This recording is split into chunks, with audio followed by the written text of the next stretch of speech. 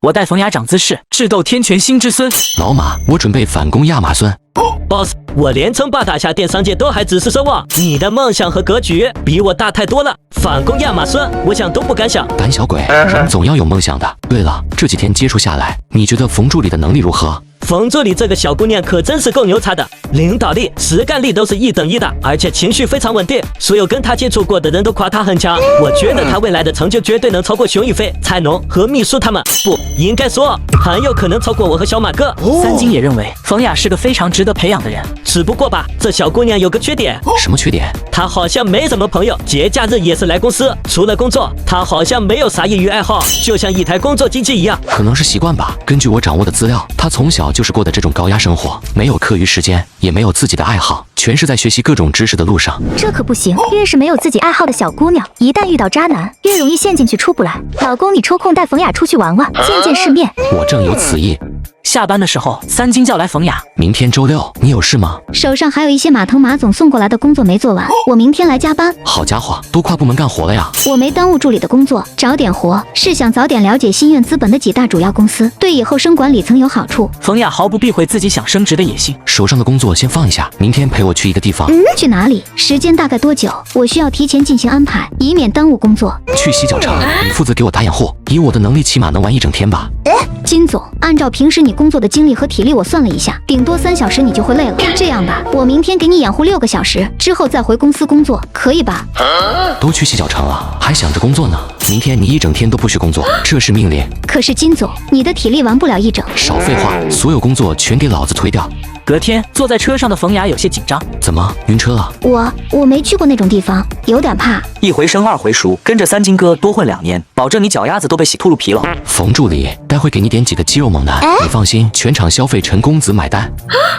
到了目的地的时候，冯雅有些迷茫。洗脚城在哪呢？真以为我带你来洗脚啊？想啥好事呢？ 老板，你确定冯助理会喜欢这种地方吗？当然了，连诸葛婉儿来了都能疯逛1天，更别说没逛过街的小冯了。只要她是个女人，就绝对喜欢这。然而，冯雅却双眼冒光地盯着不远处的摇摇车。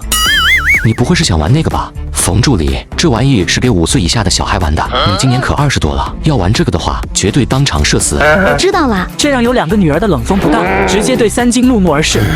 爸爸的爸爸叫什么？ 是了，能成天才的人哪里有什么童年啊？金总，你也玩玩吧。呵呵，我堂堂身价几万亿的大夏首富，新苑资本的老总，鸿蒙会的会长，怎么可能玩这种幼稚的东西？别开玩笑了。冯雅从来没有这么开心过，从她有记忆以来，不是在学习各种技能，就是在天王星的府邸接受洗脑。 完美了吧？一会再带你吃点好吃的去。老板，有情况。什么情况？那几个人一直盯着咱们，而且我看他们的跟踪手段，气息应该是战士，而且是顶级战士。不过他们身上没杀气，也一直与咱们保持距离，好像没什么恶意。没有恶意的话，注意点就行了。我在大夏的仇家多，想知道我行踪的人也很多，只要别来烦我就行。冯雅却猛地一颤，眼中的光渐渐暗淡了下去。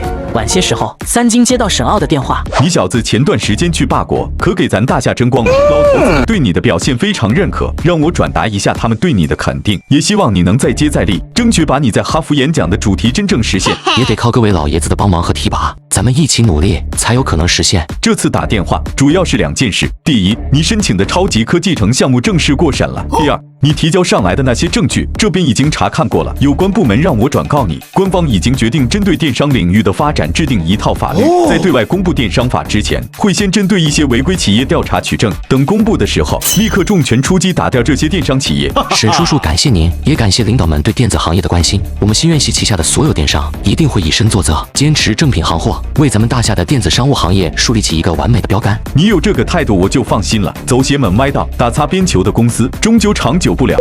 嘿嘿，现在只需要静待风暴降临了。这天，三金和公子苑参加了一场应酬。小金，你来了。沈叔叔，好久不见。你好，龚小姐，我叫殷鑫。殷先生您好，我叫公子苑，不过我现在结婚了，您可以称呼我陈夫人。我的偶像可是曹操，确定要我叫你陈夫人吗？殷先生，这种场合开这种玩笑不太合适吧？金总，您总不能阻挡他奔向更好的人吧？眼看气氛不对，沈傲立刻打起了圆场。大家别光站着，坐下喝酒哈。他是天权星阴喜的孙子，老婆是天玄星基龙象的亲孙女，一门双星庇佑，在大夏找不出第二个了。你已经得罪天王星和天枢星一脉了，一旦再招惹了阴心，那就等于是五老星得罪了4个，那你还在大夏混个毛？记住了，胸有本垒而面如平湖者，可拜为上将军。欲做诸佛龙象，先做众生马牛。我明白，你明白最好。因为有沈傲在中间周旋，这顿饭吃的还算不错。快要吃完的时候，三金跟公子院出去了一趟，回来时就剩下三金一人了。你老婆呢？她身体不舒服，先回家休息了。呵呵，金总，一会吃完饭带你去个好玩的地方转转呀。算了吧，吃完饭就回去吧，明天还得工作呢。沈总督，新哥带我去玩，那是瞧得起我，跟着出去长长姿势，才能跟得上潮流吗？曾经，殷先生带你去的地方，可能不太适合你这种有家室的，你懂我的意思吗？我就是去看看而已。再说我老婆都回家了，你不说我不说谁知道？出了酒店，殷星立刻把手下招呼过来。一会到了地方，你找个最漂亮的带上摄像头，给我全程拍下来。我倒想看看这些录像传到他老婆那，他还能不能像今天这么狂？殷少，你看上公子院了，嫂子的家族可不好惹啊。高级玩具而已，想试试罢了。叔看上太瞧得起他了。很快，三金被带到了一个高级的私人会馆。金总需要我？你先别说话。只见三金直接打了个 TT 视频出去。老婆，你看人家殷先生多好啊，请我来按摩，还给我找了个这么好看的师傅。美女，跟我老婆打个招呼吧。夫人您好。好好啊，少不了你的小费。老婆，你盯着我点，你老公这个大帅逼，经常被一些女人占便宜，他要敢对我动手动脚，你就直接报警。约莫过了半个小时，三金觉得时间差不多了，摇床，弄点动静出来。赶紧的，让你摇你就摇。成了，嘿嘿，天下就没有不偷吃的男人。陈夫人，我是殷鑫，你那个老公可真是知人知面不知心啊！我带他来会馆就是正经的按摩而已，谁知道他自己私自加项目？是吗？我觉得我老公不是这种人。呵呵，我告诉你，男人都一个样，三金现在没准还舒服着呢，你跟这样的人吃。下一刻，房门被一脚踹开，姬蒹家怒气冲冲地走了进来。老婆，你怎么来了？殷鑫，你够可以的啊！在外面我是无条件的维护你，倾尽姬家一切的资源扶你上位，可你呢？你他妈就是这么对我的！哎呀，发生什么事了？殷少，这个是哪位嫂子啊？我操！三金，你别胡说八道，老子就这一个老婆。嫂子，你别生气，全是我的错，都怪我喝了点马尿，就不知道东西南北了，非要来殷少开的会馆，您千万别怪殷少。什么？这个会馆是你开的？不是，是我开的。你瞧我这张嘴，嫂子千错万错，都是我的错，您可千万别跟殷少离婚啊！三金一番搅和，直接把话题扯到离婚上去了。离婚？殷鑫，我必须跟你离婚。老婆，你等等我。老板，你这回可把殷鑫给整惨了，何必呢？呵呵，我刚出道就敢跟商家硬刚，现在我都成首富了，难道还怕他不成？谁让我不爽，那他也别想快活。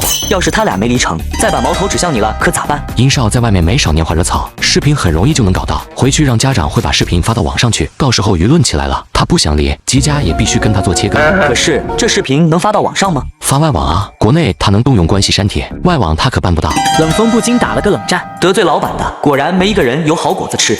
隔天，新任娱乐的菜农找到三金，我们网络购票系统的软硬件都开发好了，并且咱们第一部由纯大夏人打造的商业大片《钢铁侠》已经杀青了，过2个月，这部影片就能在全球范围内宣发上映了。这部电影光靠国内市场就能回本，外国市场能卖多少钱都是赚的。我不指望第一部由大夏人担任男主角的影片能在外国卖得多好，但我要求必须在宣发上大做文章。钢铁侠只是个开始，我要在电影里不断的宣传大夏产品和大夏文化，让外国人对大夏充满向往。蔡姐，这条路很长也很难走，希望蔡姐你能跟我一起把它走通。